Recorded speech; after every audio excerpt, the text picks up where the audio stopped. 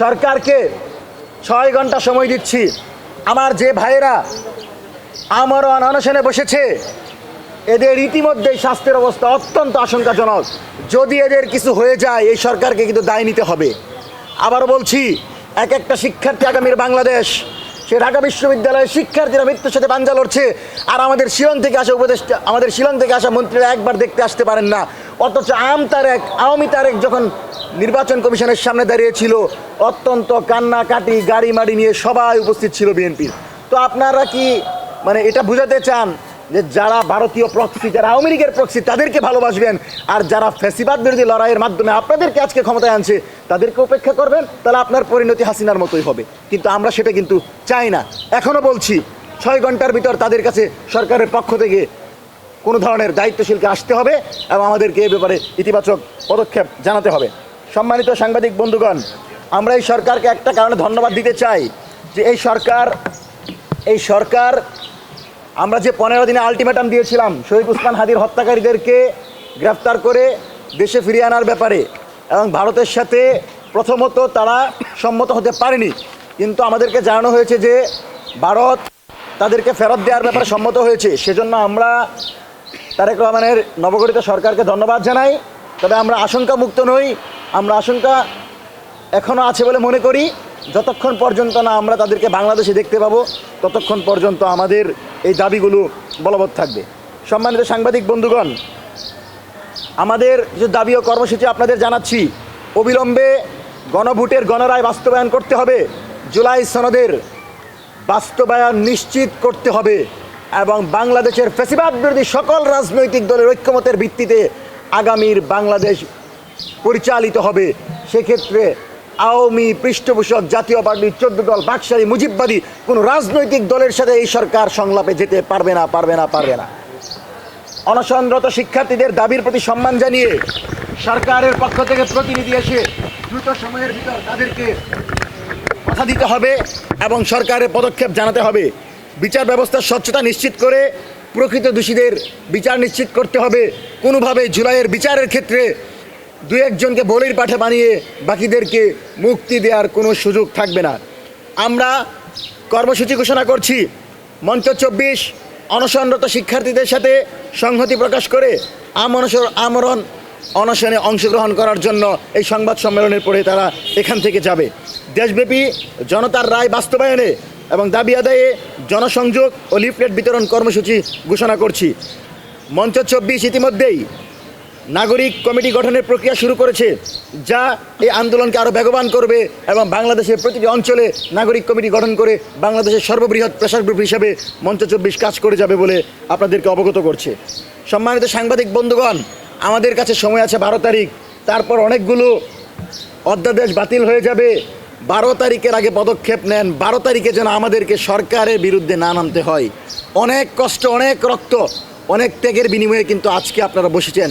সুতরাং আবারও যদি আমাদেরকে নামতে হয়, তাহলে আপনারা আমাদের প্রতিপক্ষ হবেন, আমাদের শত্রু হবেন। এটা অত্যন্ত স্বাভাবিক, এটা আমাদের জন্য লজ্জাজনক।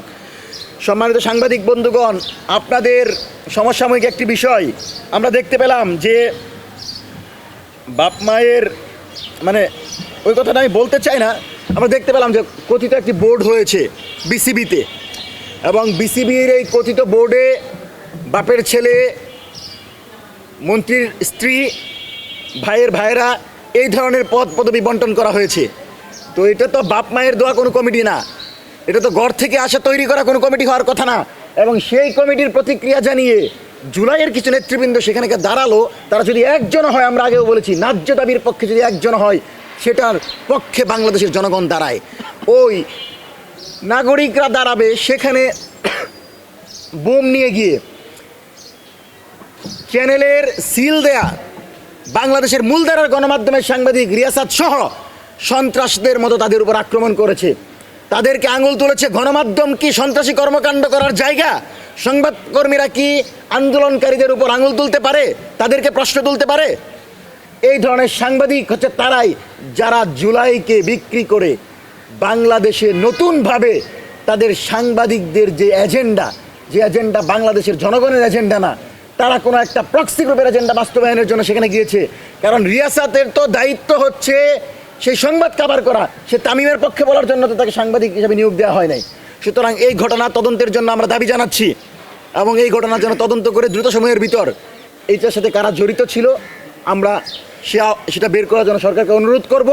এবং দয়া করে আবারও বলছি, আওয়ামী লীগ বাংলাদেশে গুম খুন করার মানসিকতায় গিয়েছিল এই কারণে যে তারা মনে করেছিল যে সব কিছু আমাদের দলীয়করণ করা সমাপ্ত। এখন আমরা যদি বিরোধী দলকে দমন নিপীড়ন করতে পারি তবেই বাংলাদেশ আন্দোলন হবে না, কেউ সত্য কথা বলবে না। তো আপনারা যদি দলীয়করণ শুরু করেন, পুলিশে করেছেন, কথা বলি নাই, করতেই পারেন।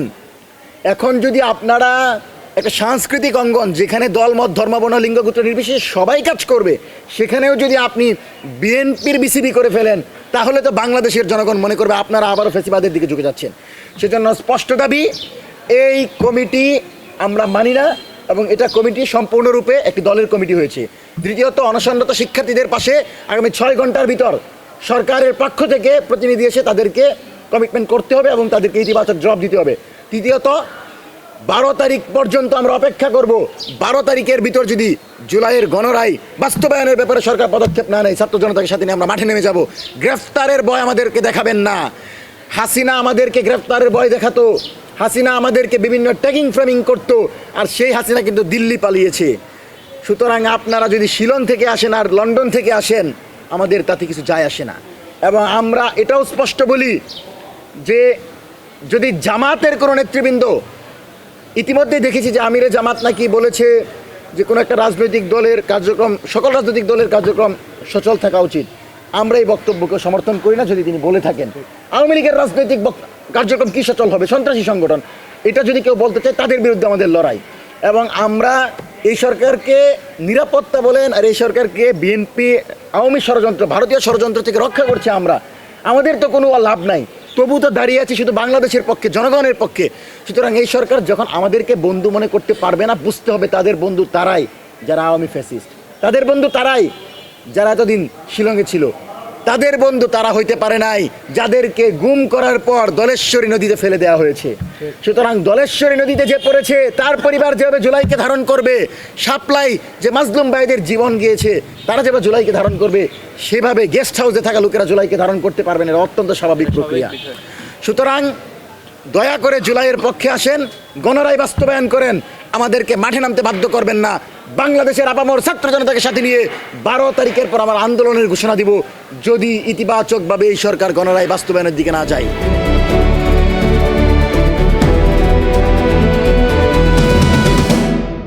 দিনাজপুর টিভি, মানুষের জীবনের কথা বলে।